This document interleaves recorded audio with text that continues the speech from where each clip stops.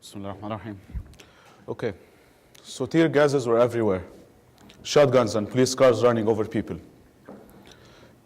People were running while escaping, resisting while escaping, as you can see here. Like they didn't understand, actually, and the police actually didn't care about people and didn't understand the passion, flush, and the commitment of the people at this night. A young girl, she was 15 years old, wearing hijab. She was crying in the street, and we had tried to calm her down and tell her, don't be afraid, don't be scared. We are all with you. We're going to help you, and nothing was going to happen. She looked at us with a powerful eye, and a look that I will never forget in my life. And she said, I'm not afraid. It's just sad because we are running and we can still, we can be united. And if we are united, they cannot win against us. She was there asking for social justice, freedom, and human dignity. But the police didn't care. It was the night of the 25th of January 2011 when the whole thing started. My name is Seif. I'm a young Egyptian. I'm labeled as a young Egyptian. I think that this label is really bad now in Egypt because it carries a lot of connotations. First, it means that you are irresponsible, intolerant, radical, inexperienced, an agent for another country. It's something bad to be young now in Egypt, but we still have hope. In 18 days, we got united and we were able to overthrow the former president. It's unity, all what we needed at this time. The girl was right. It's unity that we still need for now. However, like after the revolution, by a couple of days, we got divided.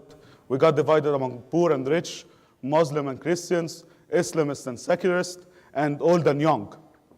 But we still need unity. But it's now very complex. A couple of days after the withdrawing of the former president, a guy who participated in the assassination of the former president, Anwar Sadat, appeared on the TV. He was justifying assassinating the president, and his logic was that because there was no other channel. It was very shocking because in our revolution, where we're chanting Silmiya, Silmiya, which means peaceful, peaceful, and really believing in peace, it was very annoying and very provoking to many people for this guy to speak as this. But the question was that several people asked me, and I asked to myself, is this democracy? Is this democracy to bring someone who participated in planning a killing of a human being on TV and say this is democracy?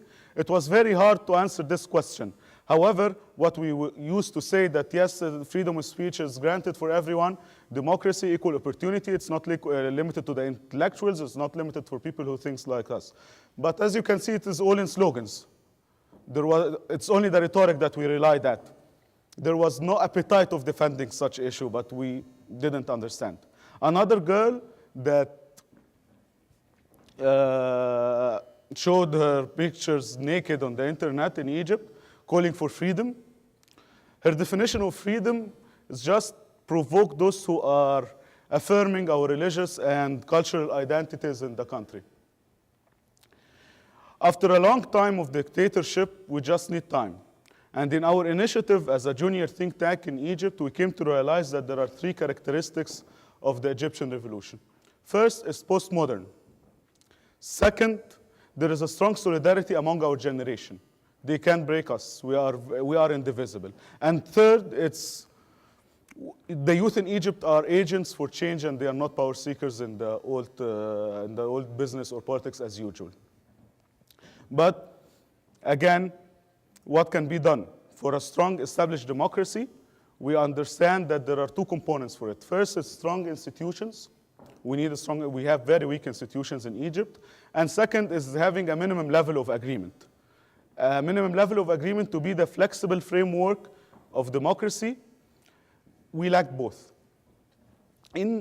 When we sat together and we started to discuss, we started to initiate the Spirit of the Revolution document, which aims at conceptualizing this minimum level of agreement, and second, at documenting this moment of this historical moment and documenting the aspirations of the revolution and things that happened in 18 days where people were able to sit together and demand the same thing.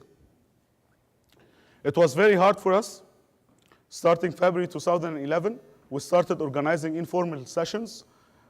Many people participated in such sessions. People from the Muslim Brothers, newly established parties, leftist, liberal, centrist, youth coalitions, intellectuals, religious groups. We started to discuss how can we create this minimum level of agreement. It was very simple, like very informal sessions where people had the opportunity to share their stories, to share their perspectives, to share their feelings about what happened during these days. And I need here to stop and thank everyone who worked with me on this initiative. They are the owners of the thing, and they were very passionate. And I have hope because we have these people in Egypt. There is a strong solidarity. They are very passionate, and they really love the country, and they are looking to work together. There is hope. So we started to share such stories and just codify them and exercise collective writing. And at these sessions, there was a genuine possibility to choose dialogue over debate and to celebrate our differences over flaming our conflicts. And there was a genuine possibility not just to repeat the rhetoric of our ancestors, but to take advantage of the strong solidarity among us. And there are many principles, but I cannot share because of the time. But I will talk about three, which I think they are important. The first one is, if you are following the Egyptian political discourse right now, you will find that there is a debate about the leadership, the concept of leadership in Egypt. And one of the principles that came before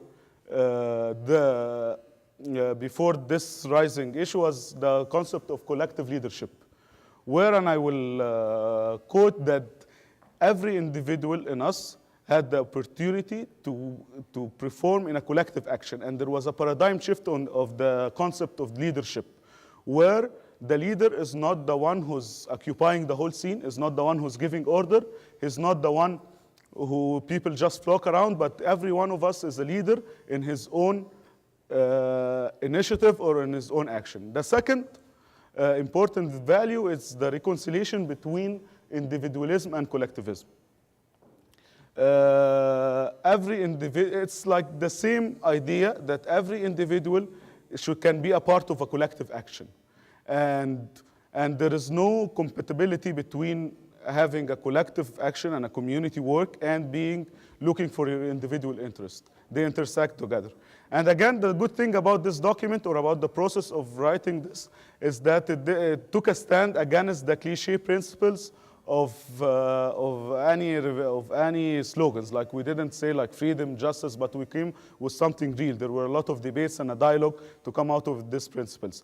And the first principle of the revolution, of the document, is responsible anger.